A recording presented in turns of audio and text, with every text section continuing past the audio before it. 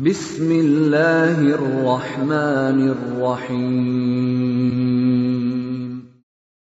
Waltakum minkum ummatun yad'una ilal khairi wa ya'muruna bil ma'rufi wa yanhauna 'anil munkar. Assalamualaikum warahmatullahi wabarakatuh. Saya bukan ahli pendidikan, tapi saya bisa melihat sedikit kelemahan pendidikan kita. Anak-anak dididik dari pagi, siang, sore, malam, tapi tidak ditanamkan balasan akhiratnya. Beda saya lihat itu orang-orang yang berada di sekitar mahasiswa-mahasiswanya Rasulullah. Bagaimana Aisyah, bagaimana Abu Hurairah, bagaimana Abdullah ibn Umar, Abdullah ibn Abbas, Anas bin Malik, bagaimana Zubair bin Awan. Rata-rata kalau adik-adikku, kalau anda pelajari 70% hadis yang sampai sama kita, 70% hadis yang sampai sama kita adalah angkatan muda yang berada di sisi Rasulullah, bukan angkatan tua. Tapi yang membuat ilmu ini sampai kepada Rasulullah dengan kita hari ini melalui jalur sahabat, tabi'in dan tabi'ut tabi'in sampai kepada kita, 70%-nya jasanya anak muda. Jadi kapan anak muda Pak diberi ruang, diberi kesempatan, dilibatkan, dan dia hidup, itu ciri-ciri agama ini akan jadi baik. Di masjid ini dan masjid-masjidnya Bapak, kalau orang tua yang buka pintu, orang tua yang bersihkan, orang tua yang azan, orang tua yang imam, ciri-ciri manajemen masjid tidak jalan.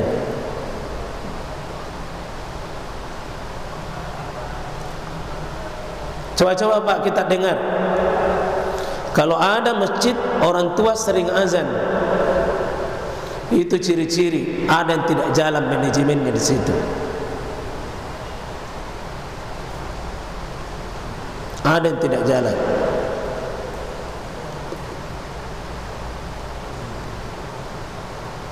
Kalau ada masjid, anak mudanya sepi, anak mudanya kering, anak mudanya jarang muncul, ada yang hilang di masjid itu. Coba kita lihat masjid-masjid tak. Kalau yang bersihkan anak muda, yang rawat anak muda, yang azan anak muda, yang imam juga anak muda, bahkan yang aktif memberi kultum, memberikan ceramah anak muda, itu ciri-ciri Pak, generasi ini akan hidup. Baik, saya kapan akhlak Nabi ini bisa ditiru Pak?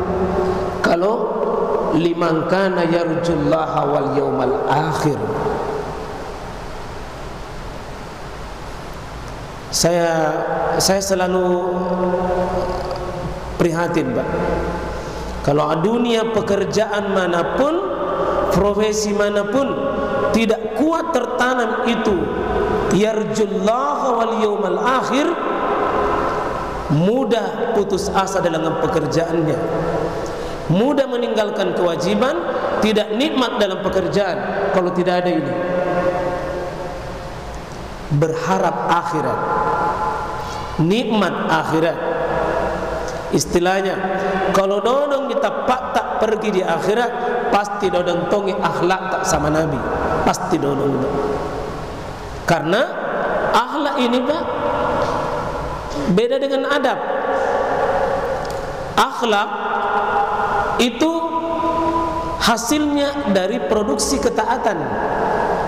Semakin orang taat dengan Rasulullah, pasti muncul akhlak yang baik. Kalau adab itu pembentukan karakter kebiasaan. Mungkin bisa antri, itu adab. Tapi itu hanya karena dibangun oleh sebuah kebiasaan seperti di negara-negara kafir. Bisa antri. Itu lahir dengan adab, lahir dengan prosesi kepembiasaan saja. Tapi kalau akhlak, prosesi ibadah, Pak. Prosesi ibadah. Maka semua ibadah pasti hubungannya akhlak. Tidak ada ibadah tanpa akhlak. Saya ulangi, orang yang beribadah tapi tidak melahirkan akhlak, tanya ulang ibadah kita. Siapa tahu ibadah hanya kering tanpa makna. Uduk, bukankah uduk melatih tangan dibersihkan, supaya tangan ini jangan sembarang ambil. Aman semua apa-apa kalau tangan ini sudah beruduk, dicuci mulut, supaya anggota-anggota uduk ini menjadi anggota tubuh. Tidak sembarang komen. Kalau bukan urusan tak jangan pakai komen. Kalau bukan urusan tak jangan komentar. Pasti aman. Orang yang berwudu dengan benar dengan mulutnya, tidak ada orang sakit dengan sebuah perkataan. Dan kuncinya nanti akhlaknya, wa qulu linnasi husna. Berkatalah kepada manusia dengan perkataan yang indah, yang baik, tepat, cocok, sesuai dengan tempatnya. Habis mungkin ini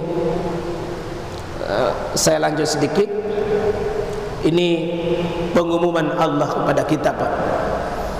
Wa innaka, kanya ini yaudu ila Muhammad. Muhammad di situ langsung Allah bilang sama Muhammad, engkau Muhammad,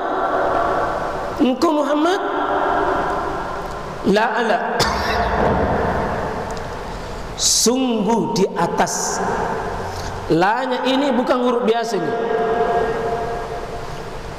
Itu sumpahnya Allah. Sungguh engkau berada di atas. Apa? Wa innaka la ala khuluqin azim. Akhlak yang paling agung, Allah yang paling mulia. Dan ini tidak bisa diukur, Pak. Bagaimana akhlak Rasulullah SAW? Tidak ada yang tahu kecuali Rasulullah, kecuali Allah sendiri. Tidak ada yang bisa tahu. Seperti apa itu? Tidak ada manusia bisa mengukur akhlaknya Rasulullah, karena Allah memakai di sini khuluqin azim. Azim. Tidak ada yang tahu itu. Hebat, super luar biasa. Ini butuh, Pak. Sahabat Nabi ini 23 tahun. Tapi Pak, kalau 23 tahun belajar berapa semester itu? Kalau 23 tahun berapa semester? Berarti berapa S itu? S berapa itu? Sudah S berapa itu? S tak terhingga. Saya mau maaf, Pak, minta maaf, Dik. Kalau ada orang banyak S-nya, S2, S3, tapi tidak seindah sarjananya, S-nya dengan akhlaknya, maka saya tidak tahu bahasakan apa. Karena manusia dihitung, Pak, itu bukan berapa kali sarjana. Yang dihitung oleh Nabi adalah kalau ada orang sama ilmunya, sama ibadahnya, tapi ada orang lebih dalam sisi akhlaknya lebih menang. Ada satu riwayat nanti di akhirat, seandainya ibu dua suami tak, siapa nanti yang terpilih di hari kiamat? Di antara dua suami, dalam riwayat yang terkuat insyaallah kita diberi pilihan, pilih yang paling terbaik akhlaknya. Seandainya Pak bisa direngkin mahasiswa, biar rendah inteligensinya, tapi akhlaknya mulia, itu yang terbaik. Itu yang terbaik.